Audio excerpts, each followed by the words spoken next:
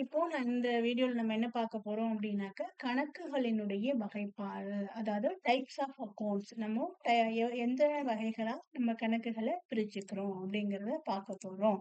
இப்போ இரட்டை பதிவு முறையில் பல்வேறு வணிக நடவடிக்கைகளை பதிவு செய்யும் நேரத்தில் கணக்குகளை ஆள்சார் கணக்கு மற்றும் ஆள்சாரா கணக்கு என பாகுபடுத்தலாம்.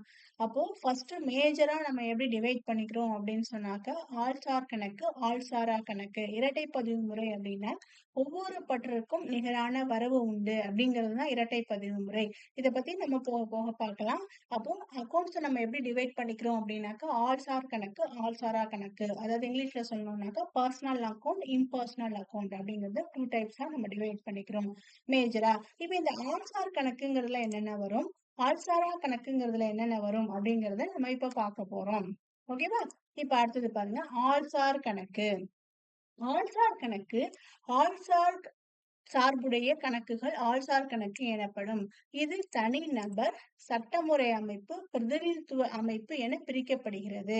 இப்போ அந்த நேம்லயே இருக்கு பாருங்களேன். ஆள்சார்ங்கும் பொழுது ஒரு பர்சனை குறிக்கக்கூடியது அப்படிங்கிறதுனால இது ஆள்சார் கணக்கு அப்படிங்கிறோம். தனிநபர் அப்படின்னாக்க யார் யாரெல்லாம் இந்த கேட்டகரியில வருவா? சட்டமுறை அமைப்புனா அதுல என்னென்ன வரும்? பிரதிநிதித்துவ அமைப்பு அப்படின்னா அதுல என்னென்ன வரும் அப்படிங்கறத நம்ம பார்க்க போறோம். சட்டமுறை அமைப்பு பாருங்க. ஃபர்ஸ்ட் தனிநபர் கணக்கு. ஃபர்ஸ்ட் தனிநபர் கணக்கு பாருங்க. தனிநபர் இது மனிதர்கள் சார்ந்த கணக்கு. உதாரணம் வினோத் கணக்கு, மாலினி கணக்கு. தனிநபர் சார்ந்தங்கும் போது எந்த பர்சனை வேணாலும் குறிக்கலாம். கண்ணன், கோவிந்தன் அப்படிங்கறது யார் பேர்? கலா, மாலா, கவிதா அப்படிங்கறத எந்த ஒரு நபரை குறிச்சாலும் அது எந்த ஒரு பேர் மென்ஷன் பண்ணியிருந்தாலும் அது தனிநபர் கணக்கு அப்படிங்கிற கேட்டகரியில வந்துடும். அடுத்தது பாருங்க. சட்டமுறை ஆள்சார் கணக்கு. இது மனிதர்கள் இல்லாத சட்டத்தால் ஏற்கப்படும் செயற்கை நபர்கள் சார்ந்த கணக்கு. இது வணிக நிறுவனங்கள், தொண்டு நிறுவனங்கள் போன்றவற்றை குறிக்கும். எக்ஸாம்பிள் பேங்க் அக்கவுண்ட், பிஹெச்இஎல் கணக்கு அப்படின்னு சொல்லிருக்காங்க. இப்போ இப்ப தனிநபர்ல இல்லாம வேற இருக்கக்கூடிய சட்டத்தால உருவாக்கப்பட்ட ஒரு தனி நபராக இருக்கக்கூடியது பேங்க் அப்படின்னு சொல்றோம் இல்ல, ஒரு கம்பெனி, அதெல்லாம் எல்லாமே எதுல வரும் அப்படின்னாக்க சட்டமுறை ஆள்சார் கணக்கு அப்படிங்கிற கேட்டகரியில வரும். அடுத்தது பாருங்க, தேர்ட் ஒன் பிரதிநிதித்துவ ஆள்சார் கணக்கு. இது இயற்கை அல்லது செயற்கை தன்மையுடைய நபரையோ அல்லது குழுவையோ குறிக்கிறது. உதாரணம் கொடுபட வேண்டிய சம்பள கணக்கு, முன்கூட்டி செலுத்திய வாடகை கணக்கு. செலவுகள் கொடுபட வேண்டியது என்பது ஒரு நபருக்கு கொடுக்க வேண்டியதாகும். எனவே இது நபரை குறிக்கிறது. நல்லா புரிஞ்சுக்கோங்க. பிரதிநிதித்துவ ஆள்சார் கணக்கு அப்படிங்கும் பொழுது இது நம்ம கொடுக்க வேண்டியது அப்படின்னு சொல்லும் போது, ஒரு லேபர் நம்மகிட்ட வேலை பார்த்திருப்பாங்க. அவங்களுக்கு கொடுக்க வேண்டிய ஒரு சம்பளம் கொடுக்காம இருந்திருக்கலாம், கூலி கொடுக்காம இருந்திருக்கலாம். அப்படி இருக்கக்கூடிய பணம் நம்ம அவுட்ஸ்டாண்டிங்கா இருக்கக்கூடியது எல்லாமே இதுல வரும். அதே மாதிரி முன்கூட்டி செலுத்திய வாடகை ப்ரீபெய்டு. இப்ப அவுட்ஸ்டாண்டிங்னா கொடுபட வேண்டியது. முன்கூட்டி அப்படின்னு சொன்னாக்க ப்ரீபெய்டு எக்ஸ்பென்சஸ், ப்ரீபெய்டு ரெண்ட்னா வாடகை அப்படிங்கிறது உங்களுக்கு தெரியும். அப்போ இந்த ஃபர்ஸ்ட் ஒன் தனிநபருங்கும் போது ஒரு தனிநபரை குறிக்கக்கூடியது கண்ணன், கோவிந்தன், கமலா, விமலா என்ன நேம் வேணாலும் வரலாம். சட்டமுறை ஆள்சார் கணக்கு அப்படிங்கும் பொழுது வங்கி கணக்கு, ஒரு தனி சட்டமுறையான நிறுவனத்தினுடைய கணக்குகள். அடுத்தது பிரதிநிதித்துவ ஆள்சார் கணக்குனாக்க கொடுபட வேண்டியது முன்கூட்டி செலுத்தியது. கொடுபட வேண்டியதுன்னா நம்ம இன்னும் கொடுக்க வேண்டியது இருக்கு, பேலன்ஸ் இருக்கு அப்படிங்கிறது. முன்கூட்டி செலுத்தியது அப்படின்னு சொன்னாக்க நம்ம ப்ரீபெய்டாவே பே பண்ணி வச்சிருப்போம் இல்லையா, அது எல்லாமே இதுல வரும். இது 3 கேட்டகரியும் ஆள்சார் கணக்கு அப்படிங்கிற ஒரு கேட்டகரியில வரப்போகுது. உங்களுக்கு ஒரு நம்ம ஜேர்னல்ஸ் போடும்பொழுது ஃபர்ஸ்ட் என்ன, யார் யார் இந்த அக்கவுண்ட் சம்பந்தப்பட்டிருக்காங்கிறத தெரிஞ்சுக்கணும். அதுக்கப்புறம் ரூல்ஸ் அப்ளை பண்ற மாதிரி இருக்கும். நீங்க நெக்ஸ்ட் பாருங்க. ஆள்சாரா கணக்குகள். Impersonal account. ஆட்கள் சார்பில்லாத அனைத்து கணக்குகளும் ஆள்சாரா கணக்குகள் எனப்படுகின்றன. இவைகள் மேலும் சொத்து கணக்கு, பெயரளவு கணக்குகள் என்று பிரிக்கப்படுகின்றன. செகண்ட் கேட்டகரி மேஜர் கேட்டகரி ஆள்சாரா கணக்கு அப்படிங்கறத சொல்றோம். ஆட்கள் சார்பு இல்லாதது, ஒரு தனி மனிதன் சம்பந்தம் இல்லாம இருக்கக்கூடிய எல்லா கணக்குகளும் இதுல வரும். இதுல சொத்து கணக்கு, பெயரளவு கணக்குன்னு 2ஆ டிவைட் பண்ணிக்கிறோம். சொத்து கணக்கு அப்படின்னு சொன்னாக்கா ரியல் அக்கவுண்ட் அப்படின்னு சொல்லுவாங்க. பெயரளவு கணக்கு அப்படின்னு சொன்னாக்கா நாமினல் அக்கவுண்ட் அப்படின்னு சொல்லுவாங்க. இந்த சொத்து கணக்குகள்ல புலனாகும் மற்றும் புலனாகா சொத்துக்கள் சார்ந்த கணக்குகள் மற்றும் உடைமைகள் சார்ந்த கணக்குகள் சொத்து கணக்குகள் எனப்படுகின்றன. இப்போ சொத்து கணக்கு அப்படிங்கும்போது நம்மகிட்ட இருக்கக்கூடிய எல்லா அசட்ஸும், நம்மகிட்ட இருக்க ஒரு பர்னிச்சர், ஒரு கட்டடம், அங்க நம்ம என்னென்ன கடைகள்ல வச்சிருக்கோமோ அத்தனை சொத்துக்களும் இதுல வரப்போகுது. அடுத்தது பாருங்க, புலனாகும் சொத்து கணக்கு. புலனாகும் மீன்ஸ் நம்மளால தொட்டு உணரக்கூடியது.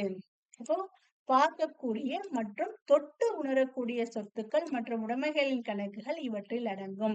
இவற்றிற்கு வடிவம் உண்டு. உதாரணம் பொறி, இயந்திரம், கட்டடம், அறைகலம், சரக்கிருப்பு. என்னன்னா இதை நம்ம பார்க்க முடியும். பிளஸ் என்ன பண்ண முடியும்னா அதை டச் பண்ண முடியும். தொட்டு உணரக்கூடியது அப்படிங்கும்போது ஒரு கட்டிடம் இருக்கா நம்ம பார்க்கலாம், ஒரு மிஷினரி இருக்கா அதை நம்ம பார்க்கலாம், ஒரு பர்னிச்சர் இருக்கா அதை பார்க்கலாம், சரக்கு இருக்கா, ஸ்டாக் இருக்கா, அதையும் நம்ம பார்த்து தெரிஞ்சுக்க முடியும், தொட்ட முடியும். அப்படி இருக்கக்கூடியது புலனாகும் சொத்து. அடுத்தது பாருங்க, புலனாகா சொத்து கணக்கு. புலனாகா சொத்து கணக்கு அப்படிங்கும்போது பார்க்க முடியாத மற்றும் தொட்டுணர முடியாத சொத்துக்கள் மற்றும் உடைமைகளின் கணக்குகள் இவற்றில் அடங்கும். இப்ப புலனாகா சொத்து அப்படின்னாக்க இதுல நம்ம பார்க்க முடியாது, தொட்டு உணர்வும் டச் பண்ணி நம்மளால தெரிஞ்சுக்க முடியாது. அப்படின்னு சில டைப்ஸா நம்ம அசட்ஸ் டிவைட் பண்ணிக்கிறோம். இதற்கு எக்ஸாம்பிள் நற்பெயர், காப்புரிமை, பதிப்புரிமை. நற்பெயர்னு வச்சுக்கோங்களேன், குட் வில் அப்படின்னு அர்த்தம். காப்புரிமை அப்படின்னு சொன்னாக்க இப்ப பேட்டன் ரைட், காப்பி ரைட் அந்த மாதிரிலாம் சொல்றோம் இல்லையா, அதெல்லாம் காப்புரிமை, பதிப்புரிமை அந்த கேட்டகரியில வரும். எப்படின்னா இப்ப நற்பெயர்னா என்ன அப்படின்னு சொன்னாக்க நம்ம ஊர்லயே சொல்லுவோம். இப்போ சென்னை இருக்குனாக்கா இந்த கடைக்கு போங்க, இந்த கடையில இந்த பொருள் நல்லா இருக்கும், சரவணா ஸ்டோர்ஸ், ஜெயச்சந்திரன் ட்ரெஸ் நல்லா இருக்கும் அப்படின்னு நம்ம சொல்றோம் இல்லையா. அப்போ அவங்க இவ்வளவு வருஷமா பிசினஸ் பண்ணி பண்ணி பண்ணி மக்கள்கிட்ட ஒரு நேம ஏர்ன் பண்ணி வச்சிருக்காங்க. அந்த நேமுக்கு பேரு நற்பெயர். அதை பார்க்க முடியுமா, தொட்டு உணர முடியுமா, முடியாது. ஆனா அவங்க கடைக்குன்னு சொல்லிட்டு ஒரு பேர் இருக்கு. அப்போ குட்வில் அப்படின்னு நம்ம சொல்றோம். அதுதான் இந்த நற்பெயர் அப்படிங்கிற கேட்டகரியில வரும். இப்போ ஆள்சார் கணக்கு, ஆள்சாரா கணக்குன்னு நம்ம பார்த்தோம். அந்த ஆள்சாரா கணக்குல சொத்து கணக்குன்னு பிரிச்சோம். சொத்து கணக்குல புலனாகும் சொத்து கணக்கு, புலனாகா சொத்து கணக்குன்னு பார்த்தோம். அடுத்தது பாருங்க, பெயரளவு கணக்குகள். இக்கணக்குகள் செலவுகள், நட்டங்கள் மற்றும் லாபங்கள், வருமானங்கள் சார்ந்தவைகளாகும். உதாரணம் சம்பளம், கூலி, வாடகை, வருமானம், வட்டி வருமானம் மற்றும் பல தற்காலிக கணக்குகளாகும். இவற்றில் நேரடியானது வியாபார கணக்கிற்கும், மறைமுகமானவை லாப நட்ட கணக்கிற்கும் மாற்றப்படும். அதாவது பெயரளவு கணக்கு அப்படின்னு சொன்னாக்க expenses and losses, income and gain அப்படின்னு ஞாபகம் வச்சுக்கோங்க. அப்போ என்னென்ன லாஸ் வருதோ, என்னென்ன செலவு பண்றோமோ, நமக்கு எந்தெந்த லாபங்கள் வருதோ, எந்தெந்த இன்கம் வருதோ இது எல்லாமே இதுல வந்துடும். இதுக்கு எக்ஸாம்பிள் சம்பளம், கூலி, வாடகை, வருமானம், வட்டி வருமானம், பல வருமானங்கள் அப்படின்னு சொல்லியிருக்காங்க. இதுதான் பெயரளவு கணக்கு. நம்ம ஃபர்ஸ்ட் ஆள்சாரான்னு டிவைட் பண்ணிக்கிறோம். ஆள்சார் கணக்க 3 இதுவா பிரிச்சுக்கிறோம். அடுத்தது ஆள்சாரா கணக்க சொத்து கணக்கு, பெயரளவு கணக்கு டிவைட் பண்ணிக்கிறோம். சொத்து கணக்குல புலனாகும், புலனாகான்னு பிரிச்சுக்கிறோம். பெயரளவு கணக்குகளை பெயரளவு கணக்குல என்னென்ன வருங்கிறது நம்ம பார்த்தோம். அடுத்தது பாருங்க, நம்ம இந்த கணக்குகளின் வகைப்பாடு அது சார்ட் போட்டிருக்காங்க. கணக்குகளை வகைப்பாடு ஃபர்ஸ்ட் கணக்க ஆள்சார், ஆள்சாரா அப்படின்னு டிவைட் பண்ணிக்கிறோம். இந்த ஆள்சாரை தனிநபர், சட்டமுறை நபர், பிரதிநிதித்துவ நபர் அப்படின்னு சொன்னோம். தனிநபர்னா நபரை கொடுக்கக்கூடியது, சட்டமுறை நபர் அப்படின்னு சொன்னா பேங்க், அதர் கம்பெனிஸை குறிக்கக்கூடியது, பிரதிநிதித்துவ நபர் அப்படின்னு சொன்னாக்க கொடுப்பட வேண்டியது, முன்கூட்டி செலுத்தியது, இதெல்லாம் சொல்லக்கூடியது. ஆள்சாரா கணக்கு நம்ம என்ன பண்றோம், சொத்து கணக்கு, பெயரளவு கணக்கு அப்படின்னு பிரிச்சுக்கிறோம். சொத்து கணக்கு புலனாகும், புலனாகான்னு பிரிச்சுக்கிறோம். புலனாகும்னா தொட்டு உணரக்கூடியது, கண்ணால் பார்க்கக்கூடியது. புலனாகான நம்மளால பார்க்க முடியாது, ஆனா அதுக்குன்னு ஒரு வேல்யூ இருக்கும். பெயரளவு கணக்குகள்ல எல்லா நட்டங்களும், எல்லா செலவுகளும், எல்லா வருமானங்களும், எல்லா ஆதாயங்களும் இந்த பெயரளவு கணக்குல வரப்போகுது. அடுத்தது பாருங்க, இப்ப கணக்கியல் விதிகள். இப்போ நம்ம ஒரு கணக்கு அப்படின்னு சொன்னாக்க அதனுடைய டைப்ஸ் என்னங்கிறத பார்த்தோம். அடுத்தது கணக்கியல் விதிகள். நல்லா இதை கவனிச்சுக்கணும். இந்த கணக்கியல் விதிகள் நம்ம இப்ப பார்க்க போறோம். அடுத்தது பாருங்க. மேலே வகைப்படுத்தப்பட்டுள்ள அனைத்து கணக்குகளும் நடவடிக்கைகளை பதிவு செய்வதற்காக தனித்தனியாக 2 விதிகளை தன்னகத்தே கொண்டுள்ளன.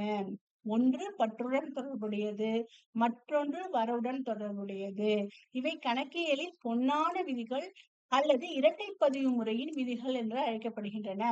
என்னன்னா, கணக்கியல் விதிகள்னு வச்சுக்கோங்களேன், ஒருத்தருடைய செலவு இன்னொருத்தருக்கு வருமானம், அப்படித்தானே? இப்ப நான் செலவு பண்றேன் அப்படின்னு சொன்னாக்க அது இன்னொருத்தருக்கு இன்கம். கடையில போய் ஒரு பொருள் வாங்குறேன் அப்படின்னா என்னை பொறுத்த வரைக்கும் அந்த செலவு, கடைக்காரரை பொறுத்த வரைக்கும் அது வருமானம். அப்போ ஒருத்தருடைய செலவு இன்னொருத்தருக்கு வருமானம். அப்போ ஒவ்வொரு பற்றும் நிகரான வரவு உண்டு அப்படிங்கிறதுதான் இந்த இரட்டை பதிவு முறையின் விதிகள். இப்ப விதிகள் பார்க்கலாம் பாருங்க. இப்ப இந்த ஆள்சார் கணக்கு, ஆள்சாரா கணக்கு, அந்த சொத்து கணக்கு, பேரளவு கணக்கு இருக்கு இல்லையா, அதுக்குள்ள விதிகளை பாருங்க. ஆள்சார் கணக்கு, நம்ம ஆள்சார் கணக்குனா என்னென்ன வரும்னு ஆல்ரெடி பார்த்துட்டோம். அதை பாருங்க, திருப்பி ஒரு தடவை சொல்றேன். ஒரு நபரை குறிக்கக்கூடியது, சட்டமுறை நிறுவனத்தை கொடுக்கக்கூடியது, கொடுபட வேண்டிய செலவினங்கள், முன்கூட்டி செலுத்திய செலவினங்களை சொல்லக்கூடியது. இதை பாருங்க, ஆள்சார் கணக்குல பெறுபவரை பற்றுவை, தருபவரை வரவுவை. நல்லா கவனிச்சுக்கணும். இதை நான் ஜஸ்ட் மனப்பாடம் பண்ணிக்கோங்க போதும். டெபிட் த ரிசீவர், கிரெடிட் த இப்போ பெறுபவரை பற்றுவை, தருபவரை வரவு செய்க. அதோட பாத்துக்கோங்க. அடுத்தது பாரு, சொத்து கணக்கு. உள் வருவதை பற்று செய்க, வெளி செல்வதை வரவு செய்க. எது உள்ள வருதோ அதை பற்று கொடு, எது வெளில போகுதோ அது வரவு கொடு அப்படின்னு சொல்றாங்க. அடுத்தது பாருங்க, பெயரளவு கணக்கு. இதனுடைய விதி என்ன அப்படின்னாக்க, அனைத்து செலவுகளையும் நட்டங்களையும் பற்று செய்க, அனைத்து வருமானங்களையும் ஆதாயங்களையும் வரவு செய்க. அப்போ பற்று வரவு அப்படிங்கறத 2 தான் நம்ம சொல்றோம். அப்போ இந்த இதை வச்சுதான் நம்ம பார்க்க போறோம். Personal account, debit the receiver, credit the giver. Real account, debit what comes in, credit what goes out. Nominal account என்ன சொல்றோம்? Debit all expenses and losses, credit all incomes and gains அப்படிங்கறத சொல்றோம். இப்ப இதை வச்சு நம்ம எப்படி ஒரு அக்கௌண்ட் நம்ம எப்படி பாக்குறது அப்படிங்கறத ஒரு எக்ஸாம்பிள் மட்டும் பார்க்கலாம். இதுல பாருங்க, ஒரே ஒரு எக்ஸாம்பிள் பாருங்க. முதல் அப்படிங்கிறது என்ன கணக்கு? அப்போ எப்போதுமே இதுல ஒரு ஒரு ஒரு சின்ன பாயிண்ட், ஒரு முக்கியமான பாயிண்ட், அதை பாத்துக்கோங்க.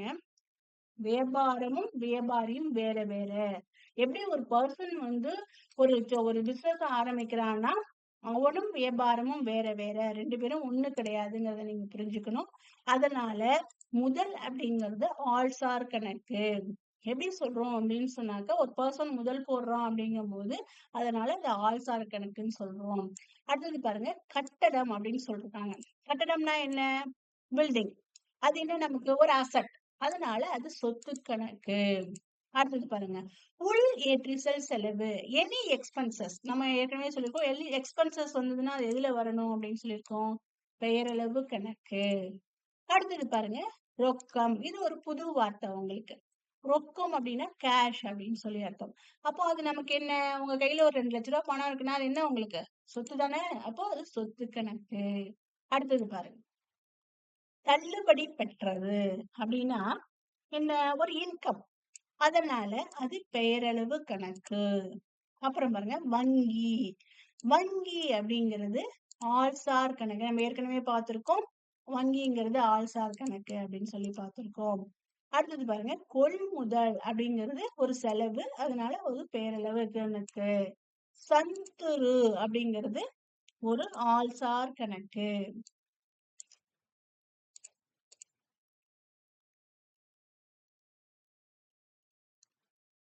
சந்துருங்கிறது ஒரு ஆள்சார் கணக்கு. அடுத்தது பாருங்க, கொடுபட வேண்டிய கூலி அப்படின்னாலும் இது ஆள்சார் கணக்கு. நம்ம பார்த்திருக்கோம் இல்லையா? அந்த பிரதிநிதித்துவ ஆள்சார் கணக்குங்கிற கேட்டகரியில கொடுபட வேண்டியது, முன்கூட்டி செலுத்தியது எல்லாமே வரும் சொல்லி பார்த்திருக்கோம் இல்லையா? அப்போ இது ஒரு ஆள்சார் கணக்கு. அப்போ அக்கௌண்டிங் ரூல்ஸ் பார்த்தோம் இந்த இந்த வீடியோல நம்ம. பிளஸ் எப்படி நம்ம அக்கௌண்ட்ஸ் தெரிஞ்சுக்கிறது, என்ன டைப் ஆஃப் அக்கௌண்ட் இருக்கு, எத்தனை டைப்ஸ் ஆஃப் அக்கௌண்ட் இருக்கு அப்படிங்கறத நம்ம இதுல தெரிஞ்சிடணும். இதை ஸ்கிப் பண்ணாம பாருங்க. இந்த வீடியோஸ் வேணும்னு சொன்னாக்க எங்க சேனலை சப்ஸ்கிரைப் பண்ணுங்க. தேங்க்யூ.